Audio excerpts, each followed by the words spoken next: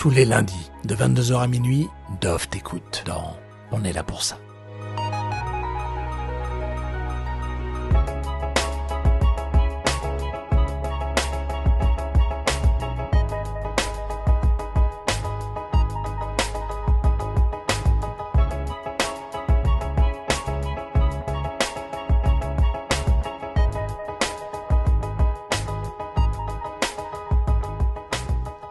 Eh oui les amis, on est ensemble de 22h jusqu'à minuit. Il est 22h, minuit c'est dans 2 heures et d'ici là, 120 minutes qu'on va partager ensemble, en allant tout simplement à la rencontre de femmes et d'hommes qui, comme chaque semaine, tous les lundis soirs de 22h à minuit, nous confient, nous transmettent, te donnent, te partagent leur parcours de vie, leurs connaissances ou bien tout simplement leur expérience.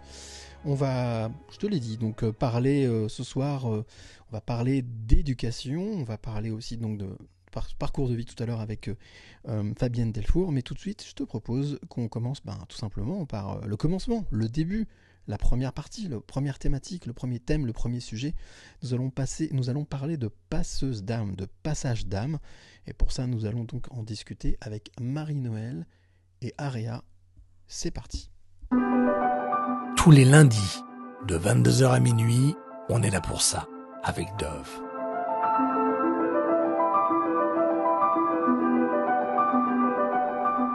Allez, c'est parti pour cette thématique, donc cette première thématique, ce premier sujet qu'on va aborder. On va parler de passage d'âme, passeuse d'âme. Ça veut dire quoi ? Ça veut dire quoi de passer une âme ? Ça veut dire quoi d'être passeur ou passeuse d'âme ? C'est ce dont on discutera tout à l'heure avec Aria, qui elle est passeuse d'âme, et qui a collaboré, en tout cas qui est venue à l'aide de Marie-Noël, qui est notre première invitée, qu'on va appeler tout de suite, contacter tout de suite, et qui va nous raconter justement l'expérience qu'elle a vécue. Allez, on va faire connaissance avec Marie-Noël. Ça sonne, c'est normal. Allô ? Allô, Marie-Noël ? Oui. Bonsoir, bienvenue. Merci d'être avec nous, d'être ici, dans cette libre antenne. Merci de ton invitation. Avec grand plaisir, et je dois dire que ton histoire m'a beaucoup touché. J'ai découvert ton histoire sur les médias sociaux, sur Facebook, et je me suis dit que c'est quelque chose qui pouvait être très intéressant, parce que combien de personnes vivent cette expérience, en tout cas font le choix de vivre cette expérience, je parle du passage d'âme, et n'osent pas en parler. Et je trouvais que c'était bien de pouvoir justement partager ton expérience et nous dire un petit peu ce qui t'a motivé, pourquoi cette démarche suite à ton expérience personnelle. Est-ce que déjà peut-être on peut planter le décor, nous expliquer un petit peu dans quelle situation, dans quel cadre, dans quelle on va dire, situation. Tu as... Oui, à quelle occasion ? Exactement, ouais. dans quelle occasion ? À quelle occasion tu as fait appel à une passeuse d'âme ? Alors, je m'appelle Marie-Noël et mon fils, le 7 février dernier, je l'ai eu à 20h30 au téléphone. Donc, il était un peu fatigué, mais bon, voilà. Et puis, à 21h30, on m'appelle comme quoi il est décédé d'une crise cardiaque. Donc, on peut imaginer le scud que ça provoque. Et donc, j'ai été vraiment sidérée. J'étais vraiment en état de sidération et j'ai tout de suite eu peur de deux choses. Parce que bon, moi, je crois à la vie après la vie, je crois à la réincarnation, tout ça. Et j'ai eu peur d'abord qu'il ait souffert parce qu'il était tout seul. Il faisait un tour il travaillait dans une résidence senior et il faisait un petit tour le soir avant la fermeture des portes. Mhm. Donc il était tout seul et j'ai donc eu peur qu'il ait souffert et j'ai eu peur qu'il soit pris dans le bas astral. D'accord. Donc ça, c'était pour moi vraiment... Bon, il y a des films comme Nos Solars et tout ça qui montrent un petit peu ce que c'est. Donc j'avais vraiment peur qu'il soit coincé là-dedans. Voilà, pour planter le décor, voilà un petit peu. Et Et donc j'ai tout de suite senti qu'il fallait que je fasse un travail, mais je ne suis pas capable de faire le travail de passeuse d'âme. Mhm. Et une amie m'a conseillé de faire appel à Aria, que tu vas interroger après, et ça a été fabuleux. Voilà. Et ça a été le thème du livre qu'on a coécrit toutes les deux au cours de l'année. Voilà. Ça, on va en parler. Effectivement, un livre qui est sorti donc là, il y a récemment, au mois d'octobre, hein, qui s'appelle En octobre, oui. voilà, Tes premiers pas dans l'au-delà. Euh, comment alors, on abordera le livre juste après, mais qu'est-ce qui fait que tu as eu cette, on va dire peut-être ce réflexe, parce que là c'est vraiment un réflexe, c'est-à-dire de ne pas forcément être, de ne pas focaliser sur ta peine à toi, mais sur son bien-être à lui. Alors, je l'écris à la fin du livre. Enfin, j'ai commencé à écrire le livre en mars. J'ai été inspirée pour l'écrire, hein, par Thomas, je Mhm. pense. Enfin, Mhm. j'en suis sûre. Et au moment d'écrire la conclusion que j'ai compris que j'avais fait un switch et que j'étais passée directement en février, donc hein, au moment de l'annonce, dans la dimension d'âme. En fait, c'est ma D'accord. dimension d'âme qui a pris le relais sur ma dimension humaine. Et donc, du coup, c'était plus moi en tant que maman qui avait perdu un enfant, c'était comment je pouvais aider mon enfant, cette âme, dans son nouveau voyage. Voilà. Et ça, c'est fabuleux. Est-ce que tu te souviens de l'émotion qui t'a traversé justement au moment de tu parles de ce switch, de cette bascule en fait, de ce changement de rôle quasiment peut-être, je sais pas si c'est juste de dire ça, mais de la première émotion qui t'a traversé. Alors, j'écrivais et je pense que c'est en écrivant, donc en Mm. septembre, hein, puisque Mm. c'était vraiment à ce moment-là, en écrivant la conclusion, que je me suis dit, mais c'est. Je me suis posé la question tout le temps et je la posais à Aria d'ailleurs, hein. J'ai posé beaucoup de questions qu'on retrouve dans le livre, mais et j'ai vraiment eu l'inspiration que j'étais passée dans cette dimension d'âme. Donc, il n'y a pas un événement ou quelque chose, c'est arrivé comme ça, c'est arrivé dans ma conscience comme ça, quoi. J'ai et bon, je trouve que c'est pas très rare parce que, enfin, j'ai entendu parler de mamans, surtout de mamans, hein, Mhm. qui ont perdu des enfants et qui sont passées dans cette dimension-là. Elles le savent peut-être pas, hein, mais en tout cas, elles ont vraiment aidé leur enfant à. Elles se sont pas effondrées, quoi. Mhm. Voilà, elles se sont pas effondrées et pour pouvoir, parce qu'il faut honorer les âmes de nos disparus, hein. C'est vraiment très important, très très important. Oui, ce qui est non pas stupéfiant, mais ce qui est admirable, c'est effectivement le fait de ce switch dont tu parles et de faire passer l'âme, l'autre, avant sa propre peine ou avant son propre questionnement. Est-ce que tu as la sensation que, alors, je pense que connaître un peu la réponse, mais je vais quand même te poser la question, est-ce que tu penses que l'exercice d'écriture, en tout cas l'écriture, a été aussi pas parler de thérapie, mais en tout cas quelque chose qui t'a permis justement de traverser ce fameux switch.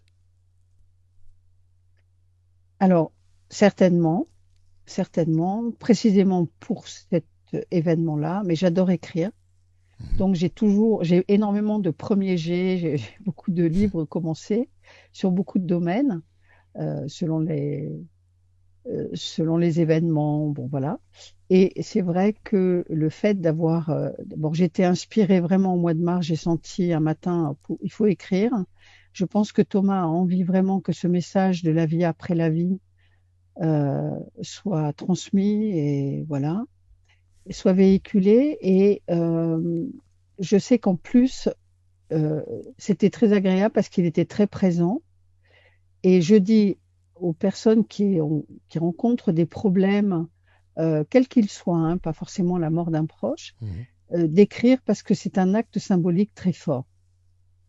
Il Mhm. y a des personnes qui me disent, oui, mais moi je couds ou je tricote ou quoi. Oui, mais un livre, on peut décoder le message plus Mhm. facilement par l'écriture, par la lecture, que dans un pull ou dans une gravure, par exemple. Mhm.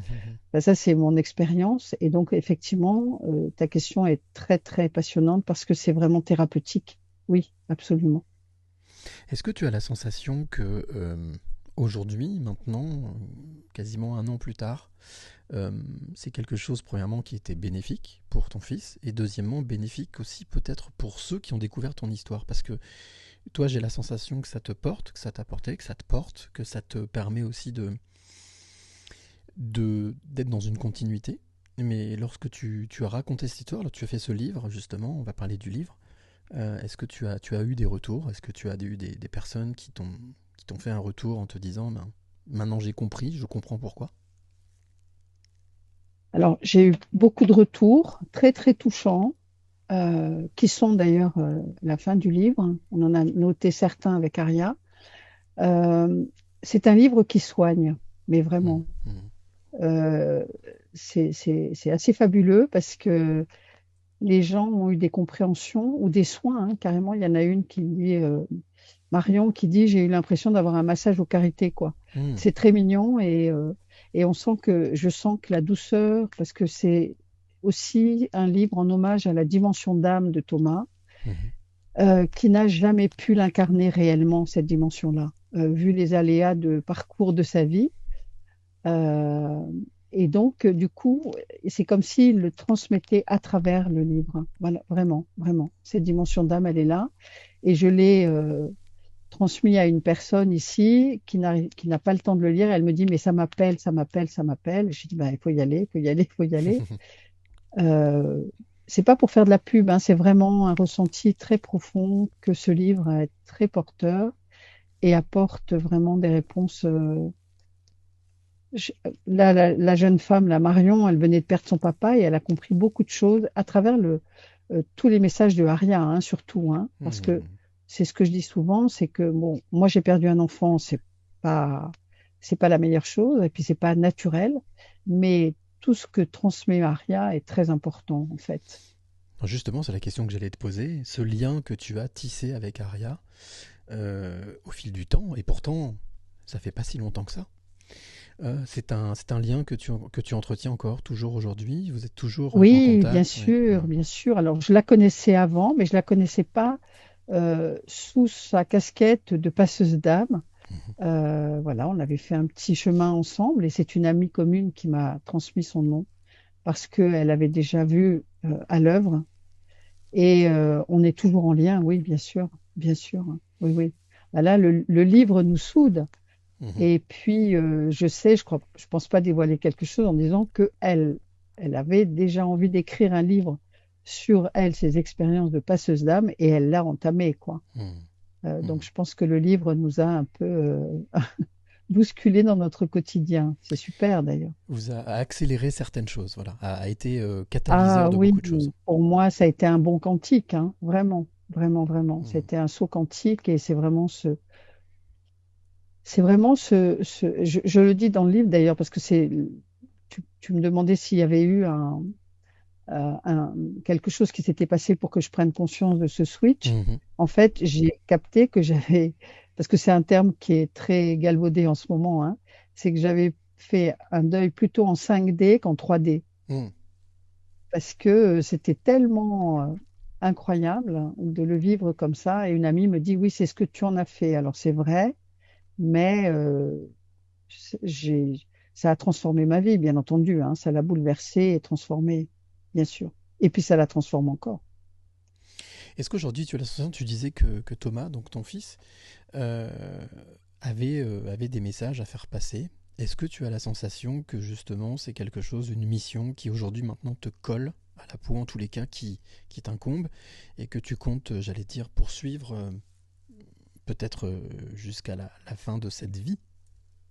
Ouais, c'est intéressant ce que tu dis parce que j'ai une amie qui habite au Canada à qui j'ai envoyé le livre et elle me dit, et je lui ai parlé de cette émission et elle me dit c'est incroyable parce que tu as toujours eu la sensation d'avoir une mission, et ben maintenant tu l'as. Et c'est vrai, c'est vrai. Et je pense que Thomas m'a permis d'accéder à ça, quoi. Ça m'a réveillée dans cette voie de transmettre ce message. Et je suis vraiment sa VRP, hein. Je peux te dire que je me bouge pour justement faire passer ce message. Voilà. Avant qu'on se Parce quitte, que oui, si, vas-y, termine. Pardon? Non, non, vas-y, termine, vas-y, Oui, je t'en prie. parce que je sens que ben, c'est le problème, enfin, c'est le problème des personnes qui sont désincarnées quelque part, hein. C'est-à-dire que nous, on a un corps, moi, je peux écrire, je peux parler.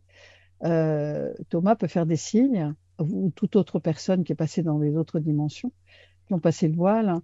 Et c'est notre rôle, hein. C'est pour ça que je parlais d'honorer les, les chers disparus, parce que Mhm. j'ai une personne qui est passeuse d'âme avec qui j'ai parlait de ce livre aussi, qui est sur Nice, et qui me disait que le drame des personnes qui sont parties, c'est qu'elles meurent deux fois. Elles meurent physiquement, et après, les personnes, les proches, pensent que il n'y a plus rien. Et en fait, c'est un drame pour eux, quoi. Hmm. C'est pour ça qu'il faut vraiment honorer les décédés, quoi. Vraiment. Et Et ça, continuer. c'est quelque chose qui est vraiment collé à moi, hein. C'est, voilà. Je me doute. Une dernière question avant qu'on retrouve justement Aria pour qu'elle nous explique un petit peu comment ça fonctionne. Être, c'est une responsabilité d'être passeur d'âme. Oui. En tout cas une mission aussi. Quel message t'auras envie de faire passer à celle ou celui qui t'écoute maintenant?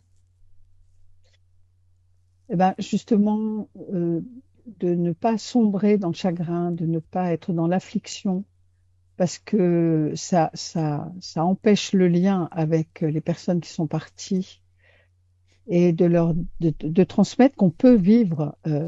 Et c'est ne pas, c'est ne pas les respecter ni ne pas les oublier, hein. Au contraire, c'est vraiment, moi, j'ai l'impression de respecter beaucoup plus Thomas, et d'ailleurs beaucoup plus que quand il était vivant. Maintenant, c'est vraiment un travail d'âme à âme. Et ça m'a donné moins, ça m'a permis d'avoir encore plus, d'affiner encore plus mes perceptions extrasensorielles, parce que c'est comme si je tendais vers lui, et en même temps de le respecter et de vraiment vouloir transmettre, de garder ce lien, quoi. De garder ce lien. Et ça, c'est vraiment quelque chose qu'il faut, et pas dans la peine, pas dans la peine, parce que euh, c'est Jean-Jacques Charbonnier qui dit que l'après-vie, c'est vraiment la maison, c'est là où on est vraiment rentré chez soi, quoi. Donc c'est ça qu'il faut qu'on ait, nous, en tant qu'humains, pas ne pas vivre le chagrin ou l'abandon, parce qu'on n'est pas du tout abandonné. Eh ben écoute, merci beaucoup Marie-Noël pour ton témoignage. Bien entendu, je rappelle le titre de cet ouvrage que tu as donc, qui était sorti au mois d'octobre dernier, qu'on peut trouver sur Internet, Tes premiers pas dans l'au-delà. Bien Ouais, entendu, sur je mettrai Amazon, hein. sur Amazon, Ouais, oui. Je l'ai sur vu aussi Amazon. sur d'autres plateformes, mais en tous les cas, il est commandable un peu partout. Et bien entendu, je mettrai le lien avec le podcast de cette libre antenne demain. Je mettrai le lien pour pouvoir aller découvrir ce livre et en savoir un peu plus. Merci à toi pour ton témoignage. Merci beaucoup de ton invitation, et merci pour ta présence et tout ce que tu fais pour justement transmettre tout ce que tu permets de transmettre. Voilà. On est là pour ça, comme dirait l'autre. Voilà, je suis là pour ça. Merci à toi, belle soirée. C'est ta mission, c'est ta mission. Exactement, Bonne merci à toi, au soirée. revoir. Au revoir. On est là pour ça avec Dove. C'est tous les lundis de 22 h à minuit. Un grand merci à Dov Lishan qui m'a gentiment accueilli sur sa libre antenne. On est là pour ça, le 20 janvier 2025. Merci à Aria, passeuse d'âme, pour son aide précieuse dans l'accompagnement de Thomas lors de son nouveau voyage.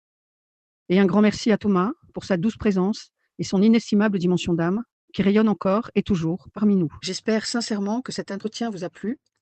N'oubliez pas de liker, de commenter et de vous abonner. Je vous dis à très bientôt et je vous embrasse. Au revoir.